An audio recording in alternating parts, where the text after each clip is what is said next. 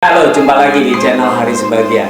Saya mendapat pertanyaan bagaimana sih caranya kalau lagi presentasi kemudian mengajukan proposal kita bisa menang atau bisa deal gitu ya. Wah, memang ya, saya pengalaman beberapa kali ketika menawarkan sebuah aplikasi, menawarkan sebuah training ya. Kalau akhir-akhir ini banyak training, kemudian memiliki kompetitor gitu, bisa saja saya yang maju atau tim yang maju. Tapi teman-teman, bagi Anda yang mengajukan proposal, mengajukan penawaran, tentu Anda harus pahami benar ya. Pahami benar dari awal, stepnya kan dari lead menjadi prospek sampai menjadi calon customer, itu ada proses-proses.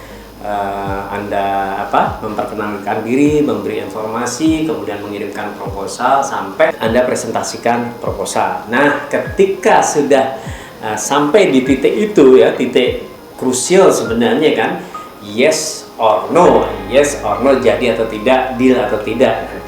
Jadi teman-teman, di awal-awal tentu banyak faktor ya. Nah, sekarang kita bahas dulu siapa sih tim yang mempengaruhi sebuah keputusan itu menjadi ya atau tidak, menjadi oke atau tidak ya. Yang pertama tentu decision maker. Jadi ada orang yang sangat strong otoritasnya, bahwa dia bilang oke, semua ikut ya.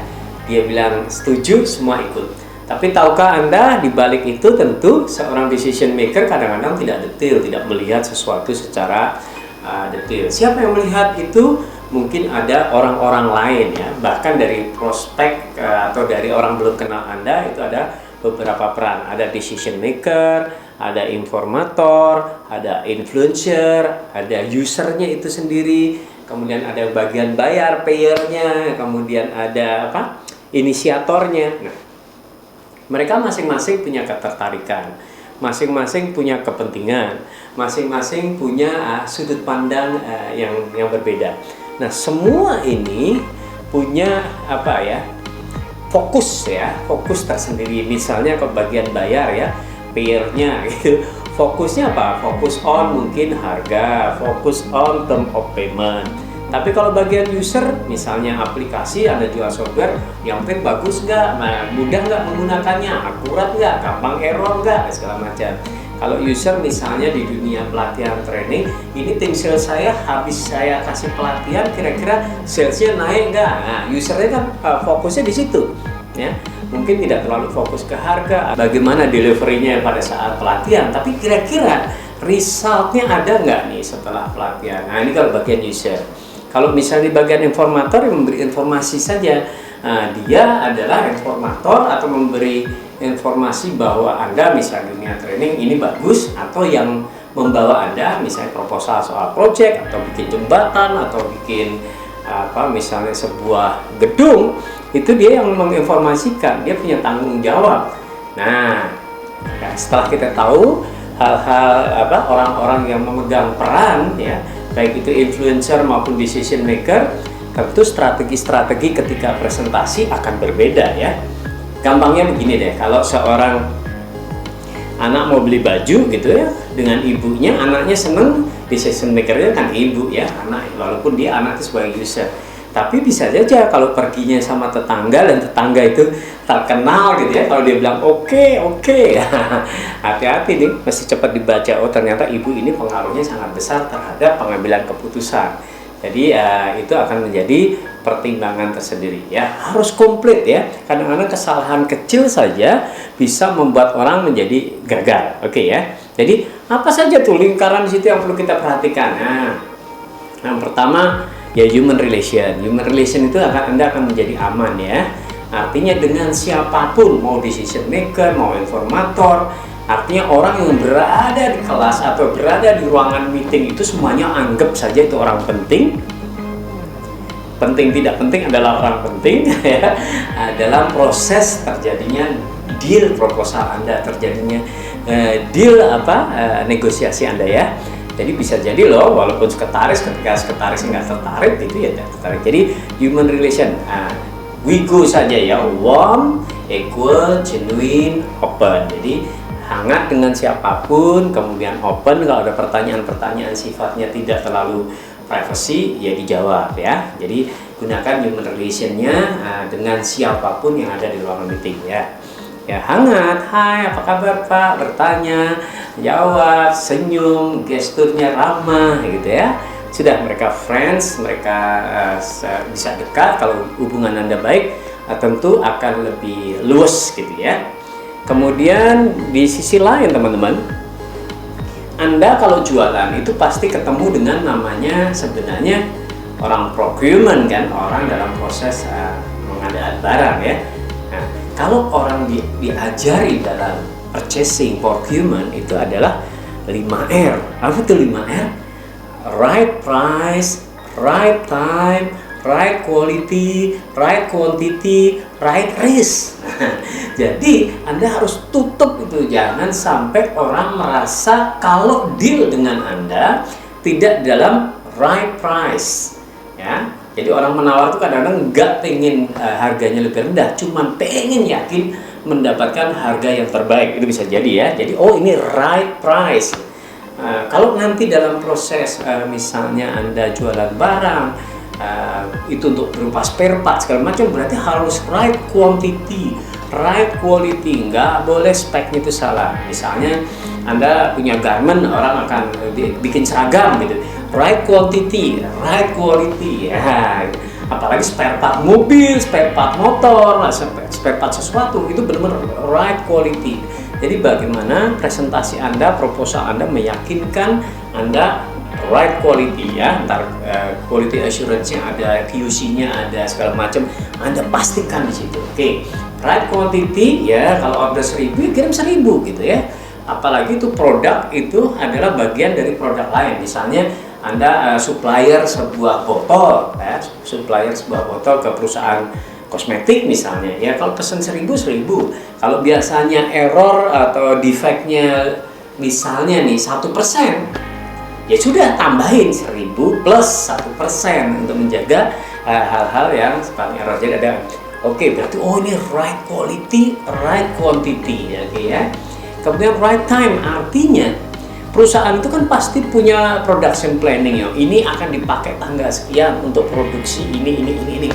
Jadi ketika Anda diharapkan datang tanggal 30 Desember barangnya, right time datang sampai.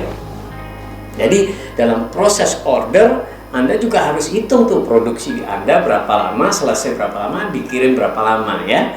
Nah, di pihak pembeli akan menghitung tuh lead time-nya ya.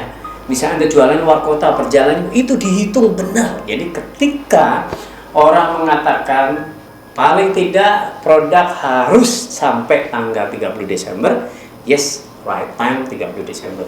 Terlalu cepat pun nggak boleh. Ada beberapa perusahaan yang gudangnya itu benar-benar pas banget gitu ya. Kalau ini barang belum keluar, belum boleh ada barang masuk gitu.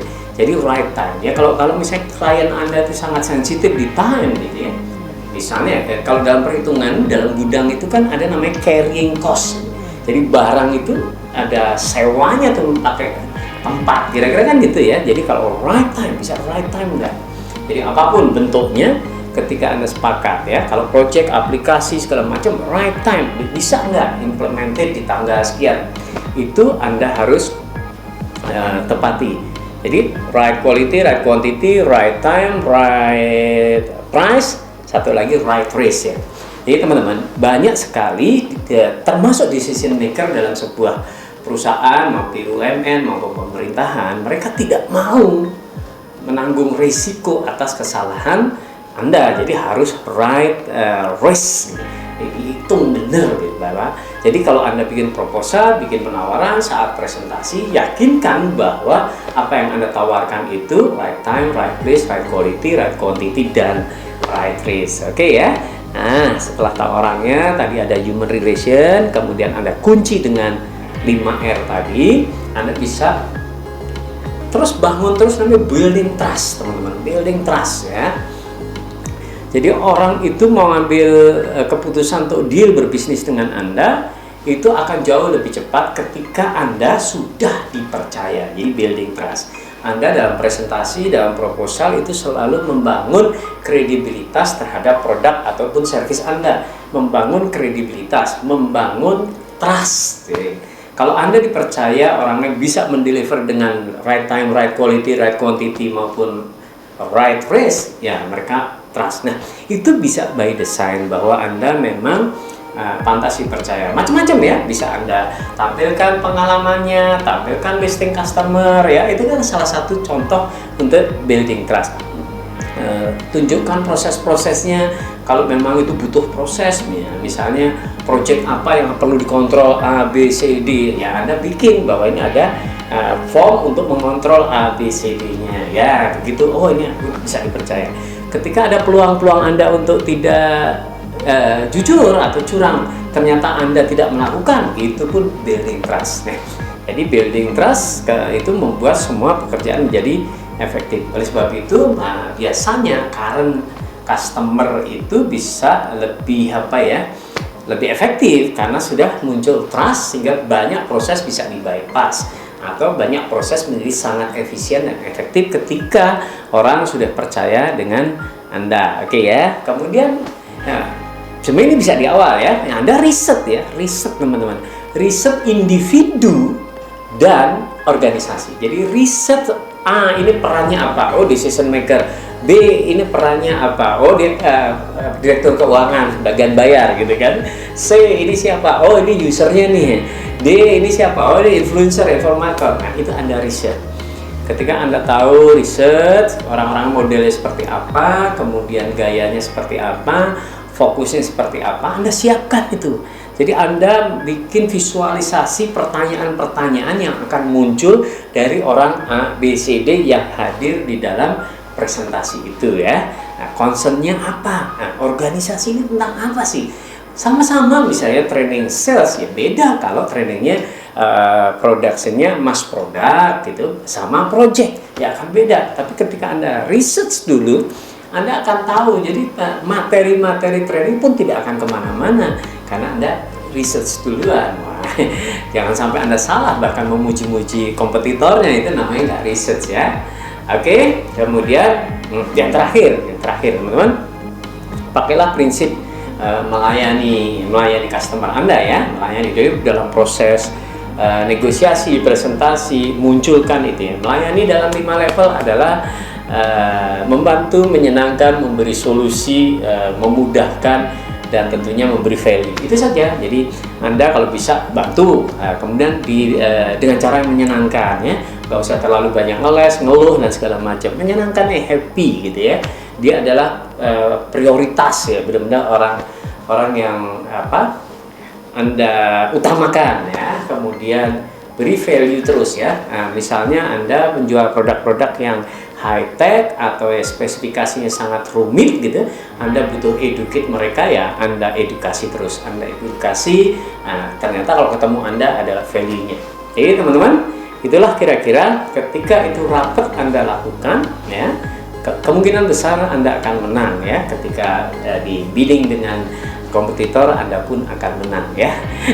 Anda saudara sudah tahu. Nah, satu lagi yang nggak boleh lupa ya, Anda pun harus riset kompetitor ya, riset individu orang yang ada di ruang meeting, riset organisasinya, riset sampai kebutuhannya sampai seperti apa, dan riset kompetitor siapa ya.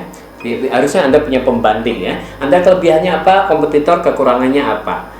Anda kekurangannya apa, kompetitor kelebihannya apa. Nah, kalau sudah seperti itu, plus kalau Anda kurang dari kompetitor, apa yang harus Anda sampaikan. Nah, kalau ketika Anda sudah siap, itu akan menjadi sangat bagus dan Anda bisa mencari sudut-sudut perspektif yang membuat organisasi Anda atau diri Anda tampak lebih bagus, dipersepsikan lebih bagus dibanding kompetitor ya. Nah, dengan riset tadi pun Anda irisannya terhadap kebutuhan kompetitor akan jauh lebih pas. Oke teman-teman, sampai jumpa lagi. Sukses besar untuk bisnis Anda.